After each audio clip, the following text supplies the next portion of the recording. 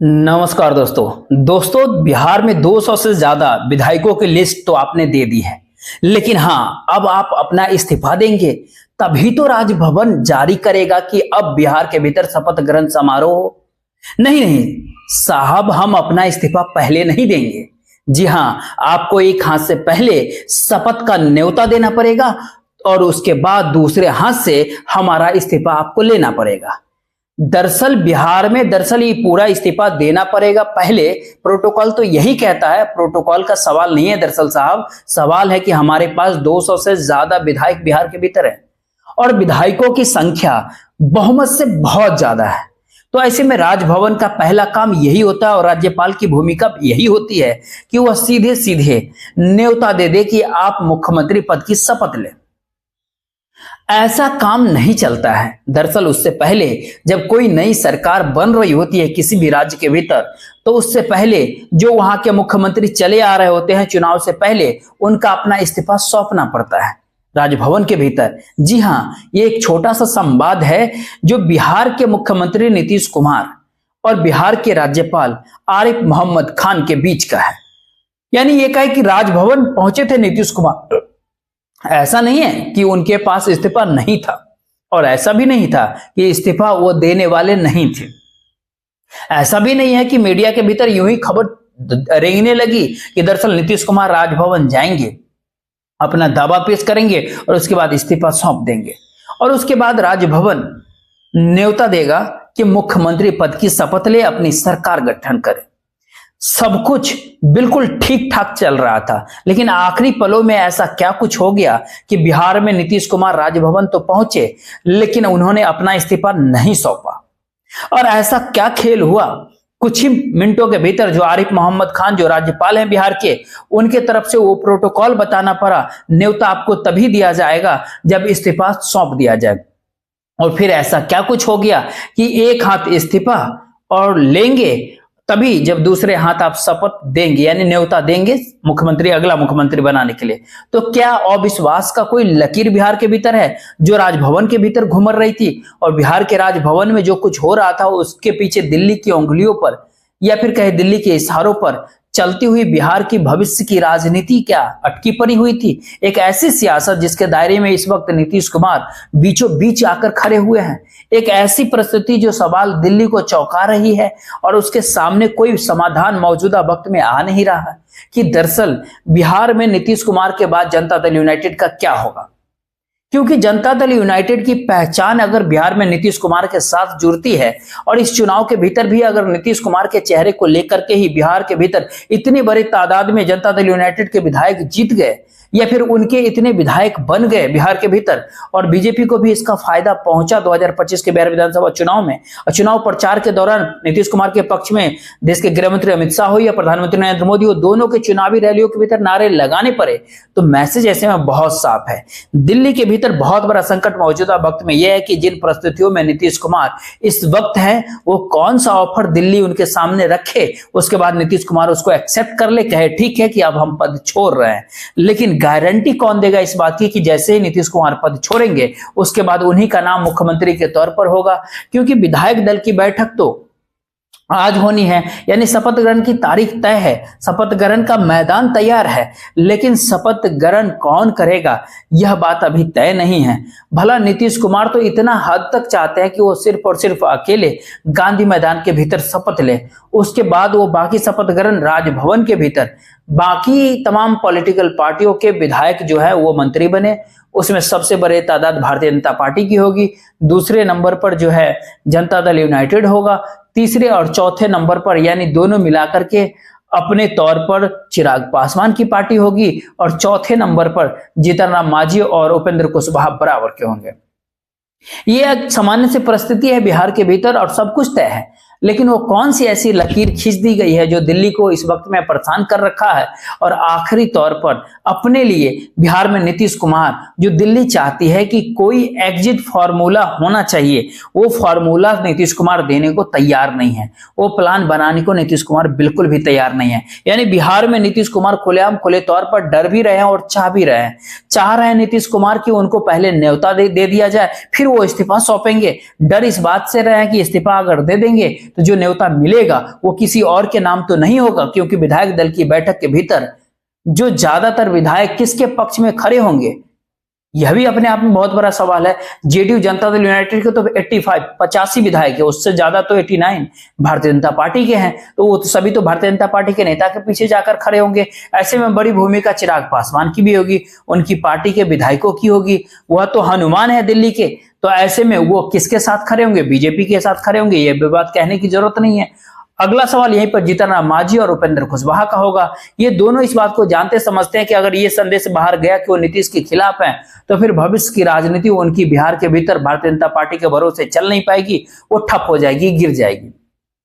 और ऐसे में जीतन राम मांझी और उपेंद्र कुशवाहा भी जाकर साथ हो जाए, भारतीय जनता पार्टी यह भी चाहेगी। और सारा फॉर्मूला, ये प्लान इस तरीके से चलना चाहिए बिहार के भीतर, जिससे एक संदेश खुले तौर पर बिहार के अंदर जाए कि सब कुछ बिहार में सहमति के साथ हुआ है। और सब कुछ बिहार में सहमति बनेगी कैसे, यह भी अपने आप में बहुत बड़ा सवाल इसलिए है क्योंकि नीतीश कुमार सहमत नहीं है। वो इस बात को नहीं चाह रहे हैं कि स्पीकर पद भारतीय जनता पार्टी के हाथ में बिहार के अंदर चला जाए। भारतीय जनता पार्टी कह रही है कि देखिए बाबू, समझिए, नीतीश कुमार मुख्यमंत्री बन जाए, लेकिन स्पीकर पद आप बीजेपी को दे दीजिए, क्योंकि बिहार की राजनीति विधानसभा के भीतर कैसे चलेगी। हालांकि बहुत बड़ी संख्या हमारी है, लेकिन आने वाले समय में कौन जानता है क्या कुछ होगा, और कौन जानता है कि क्या होगा से अच्छा है कि हम जान रहे हैं इस बात को कि क्या करना है बिहार के भीतर। तो स्पीकर तो ये करेंगे, तो स्पीकर भारतीय जनता पार्टी का बिहार में होना चाहिए। भला नीतीश कुमार इस बात को लेकर के तैयार नहीं है।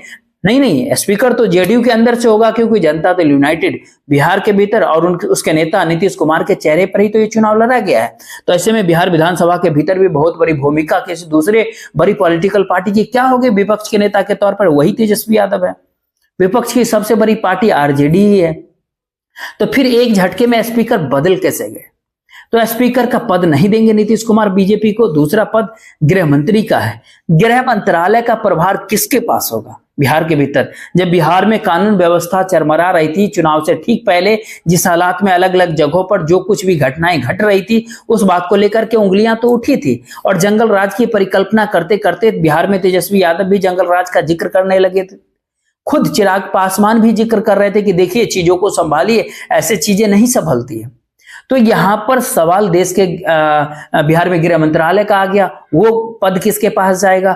यानी मुख्यमंत्री बिहार में कौन बनेगा, गृह मंत्रालय बिहार के भीतर किसके पास रहेगा, स्पीकर बिहार में कौन बनेगा, किस पार्टी के हिस्से में जाएगा?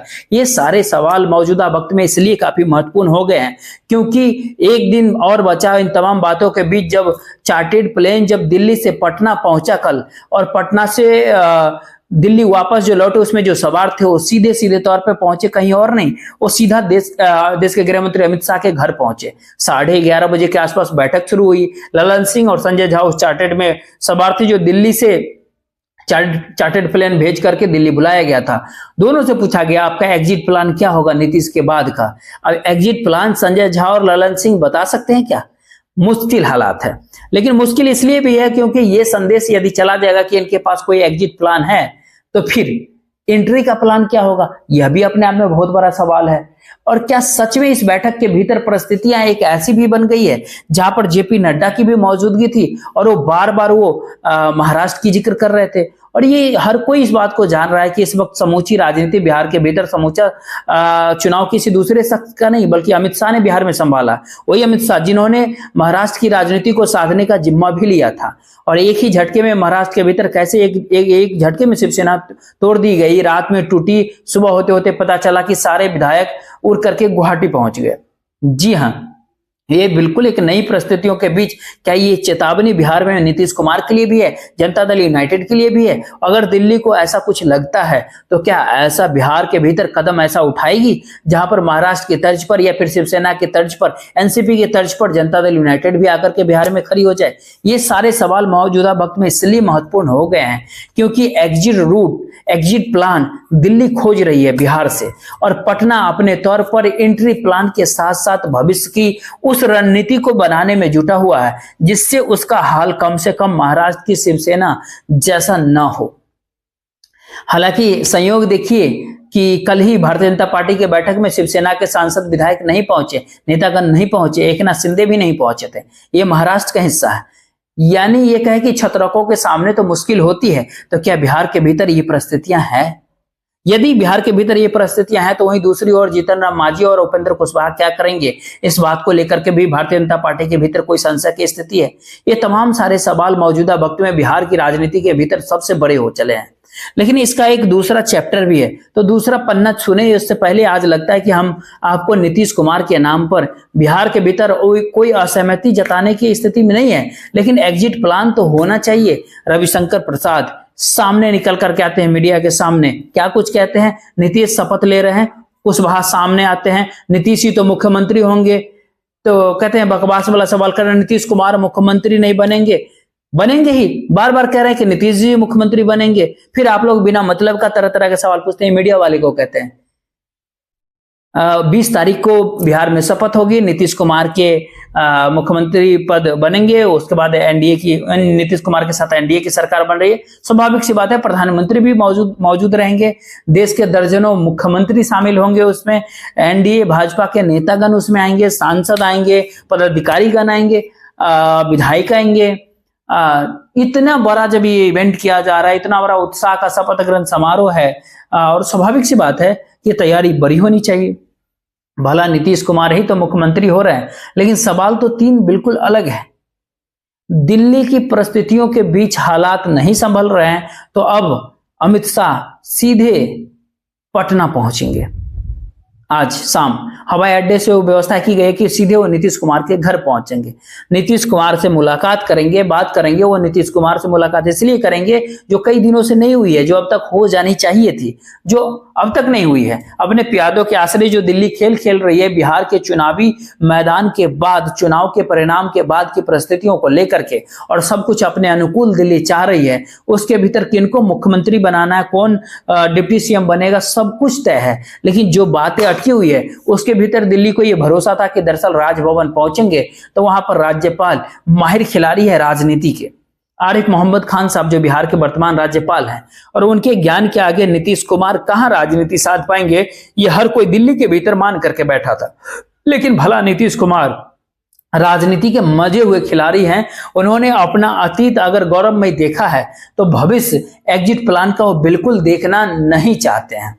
ऐसे में इन तमाम बातों के बीच एक ऑफर यह भी सामने आया, अगर बिहार में नीतीश कुमार इस्तीफा सौंप देते हैं तो उसके बाद मुख्यमंत्री कौन बनेगा, ये वाकई विधायक तय करेंगे। और जाहिर सी बात है, जब विधायक तय कर रहे होंगे तो नीतीश का नाम नहीं होगा, लेकिन नीतीश के बेटे निशांत का नाम डिप्टी सीएम के तौर पर रखा जा सकता है। इसमें क्या आपत्ति है? कोई आपत्ति होनी भी नहीं चाहिए, बेटा आ रहा है, क्योंकि हर कोई तो अपना परिवार को लेकर के आ रहा है। राजनीति के भीतर जीतन राम मांझी के बेटे मंत्री बन जाएंगे, उपेंद्र कुशवाहा की पत्नी मंत्री बन जाएगी। तो ऐसे में हर कोई जब इस डिजाइन में चल पा रहा है, तो इसमें सिर्फ आप मुश्किल हालात क्या है। लेकिन इस बात को कोई समझ नहीं पा रहा है कि नीतीश कुमार ने अपने परिवार को राजनीति के भीतर कभी भी नहीं घसीटा, राजनीति से हमेशा दूर रखा। यहां तक कि मुख्यमंत्री निवास में उनकी पत्नी भी नहीं रहती थी, जब वो जीवित थे उस वक्त भी अलग ही रहती थी। वो प्रोफेशनल टीचर के तौर पर थी, शिक्षिका थी नीतीश कुमार की पत्नी। लेकिन इन सब के बीच निशांत भी नीतीश कुमार के साथ नहीं रहे, यानी पिता के साथ मुख्यमंत्री निवास में नहीं रहे। जब नीतीश कुमार ने बिहार के नाम जब संदेश जारी किया तो उसमें खुलेआम खुले तौर पर एक लाइन कही थी कि मैंने 1-2 वर्षों ने 20 वर्ष से मुख्यमंत्री हूं, लेकिन मैंने अपने परिवार के लिए कुछ नहीं किया। तो ये कैसे संभव है कि जब ये ऑफर चल करके सामने आया दिल्ली से कि नीतीश कुमार हट जाए मुख्यमंत्री से, उनका बेटा डिप्टी सीएम बिहार में बन जाए, तो नीतीश कुमार इसको कैसे मान लेंगे? भला नीतीश कुमार जननायक कर्पूरी ठाकुर के शिष्य के तौर पर रहे। जननायक कर्पूरी ठाकुर जब तक थे तब तक रामानाथ ठाकुर को उन्होंने राजनीति के भीतर नहीं आने दिया। यहां तक कि बाकायदा उनकी पार्टी के नेताओं ने नाम तक रखा था रामनाथ ठाकुर का कि इनको टिकट दिया जाए, तो कर्पूरी ठाकुर ने कहा था कि कैसे दे दें, बेटा है मेरा, बेटे को आगे करेंगे, कैसे करेंगे? जाहिर सी बात है, इसके लिए बहुत नैतिक ताकत चाहिए होगा। और ये कर्पूरी ठाकुर के पास अगर ये ताकत था तो इसी ताकत के साथ नीतीश कुमार डटे हुए हैं, चाहे वो राजभवन हो, चाहे दिल्ली के सामने जो भी खेल खेला जा रहा हो उसके सामने खड़े होने की ताकत है।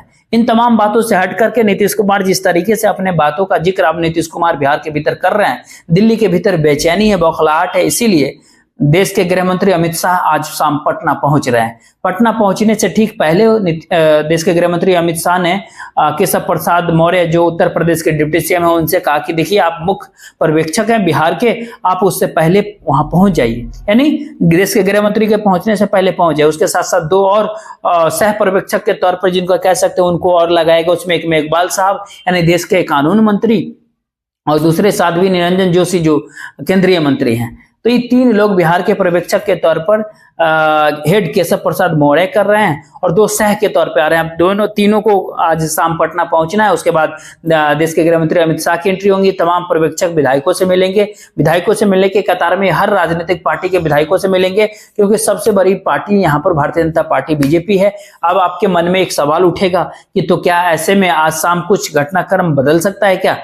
नीतीश कुमार ही मुख्यमंत्री होंगे, इस बात को तो आप मान लीजिए, लेकिन एग्जिट प्लान अगर नहीं है तो फिर स्पीकर का पद अगर नहीं दे रहे हैं नीतीश कुमार बीजेपी को, अगर गृह मंत्रालय नहीं दे रहे हैं बीजेपी को नीतीश कुमार, तो इसका मतलब है कि नीतीश कुमार को जो लोग समझ रहे थे राजनीति के भीतर वो साध लेंगे। उनके सामने अभी मुश्किल हालात खड़ी हो गई है और ये मुश्किल और ज्यादा खड़ी तब हो गई जब नीतीश कुमार जब कल घर से मिले तो सीधे गांधी मैदान पहुंचे, पटना के गांधी मैदान। उन्होंने कहा कि हम देखना चाहते हैं कि कहां पर शपथ ग्रहण समारोह होगा। बहुत भव्य है, प्रधानमंत्री पहुंच रहे हैं, सब कोई पहुंच रहे हैं, जिक्र भारतीय जनता पार्टी के नेता बार बार कर रहे हैं। राज्यपाल ने भी कहा कि प्रधानमंत्री नरेंद्र मोदी भी शामिल होंगे।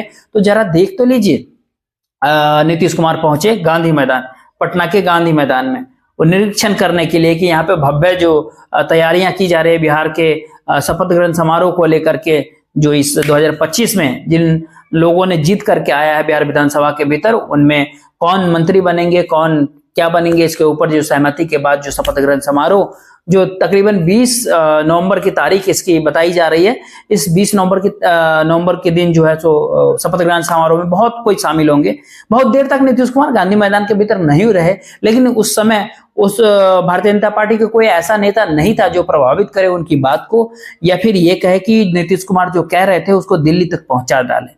जी हाँ, और जनता दल यूनाइटेड जेडीयू का भी कोई नेता उनके साथ गांधी मैदान के भीतर नहीं था जो दिल्ली के इशारे पर इस दौर में चल रहा हो और जो कुछ भी नीतीश कुमार कह रहे हैं उसको दिल्ली तक पहुंचा दे।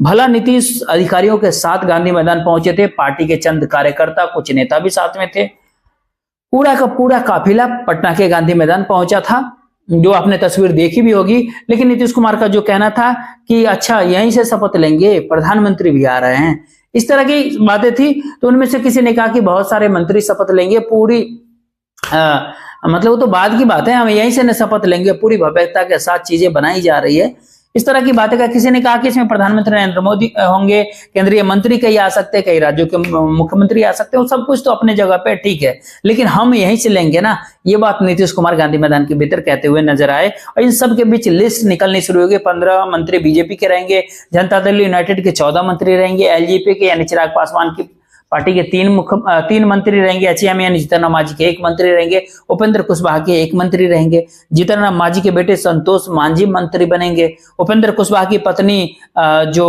उनकी पत्नी जो है पहली बार जो विधायक बनी है वो भी मंत्री बनेंगे। डिप्टी सीएम भी होगा, डिप्टी सीएम में हो सकता है कि मंगल पांडे का नाम उभर करके सामने आ रहा है, विजय सिन्हा का नाम कट रहा है, अपर कास्ट के व्यक्ति को बनाना है तो फिर विजय सिन्हा के बदले मंगल पांडे को डिप्टी सीएम के तौर पे लाइए। जो लखीसराय में जो कुछ भी हुआ उसके बाद लगा मंगल पांडे हो और संघ की पसंदीदा है वो, तो मंगल पांडे को डिप्टी सीएम बनाया दीजिए। सम्राट चौधरी काफी लोकप्रिय हो गए हैं दोनों दृष्टि से, पॉजिटिव और नेगेटिव दोनों दृष्टि से, तो वह भी बन जाएंगे। और एक पूरी लिस्ट है कि कौन कौन बनेगा। इसके अलावा नितिन नवीन बनेंगे भारतीय जनता पार्टी की तरफ से। जो कुछ भी जिक्र हो रहा है गांधी मैदान के भीतर उसमें रामकृपाल यादव भी बन जाएंगे, जो एक समय लालू प्रसाद यादव के पार्टी में थे, राजद में थे, अब वो भारतीय जनता पार्टी में है। रजनीश कुमार भी बन जाएंगे। और जेडीयू जनता दल यूनाइटेड की भी पूरी अपनी एक अलग लिस्ट है, उसमें संतोष निराला बन जाएंगे, महेश्वर हजारी का नाम है, श्रवण कुमार का नाम आता है, जमा खान बन जाएंगे, विजेंद्र यादव बन जाएंगे, विजय चौधरी बन जाएंगे, लेसी सिंह भी मंत्री बन जाएंगी और अशोक चौधरी भी मंत्री बन जाएंगे। और इस तरीके से नाम सब कुछ तो ठीक है, लेकिन अच्छा नीतीश कुमार कहते हैं अच्छा शपथ यहां से हम ही लेंगे। पूरा निरीक्षण किया नीतीश कुमार ने, कहा कि पूरा तेजी से वहां काम चल रहा है, सब कुछ ठीक हो रहा है। उसके बाद नीतीश कुमार गांधी मैदान से लौट जाते हैं। यानी निशाना कहां लगाना है, निगाहों में क्या बसा हुआ है, सब कुछ नीतीश कुमार के सामने साफ है, क्लियर है, साफ सुथरी है। और दिल्ली जिस रास्ते चल रही है, दिल्ली जो सोच रही है, उसके लिए अब अमित शाह को आज शाम पटना पहुंच करके सीधे नीतीश कुमार से मिलना, परखना, समझना और अपनी तमाम चालों को चलना भी नीतीश कुमार के सामने है, देश के गृह मंत्री अमित शाह की। तो क्या कुछ होता है आज शाम? इन तमाम बातों के बीच पटना के भीतर एक और घटनाक्रम हुआ। बिहार के पटना में वो घटनाक्रम है कि प्रशांत किशोर का कल सामने आना, और उन्होंने सब कुछ अपने हिस्से में ले लिया कि मैं ही जिम्मेदार हूं कि मैं सफल नहीं हो पाया।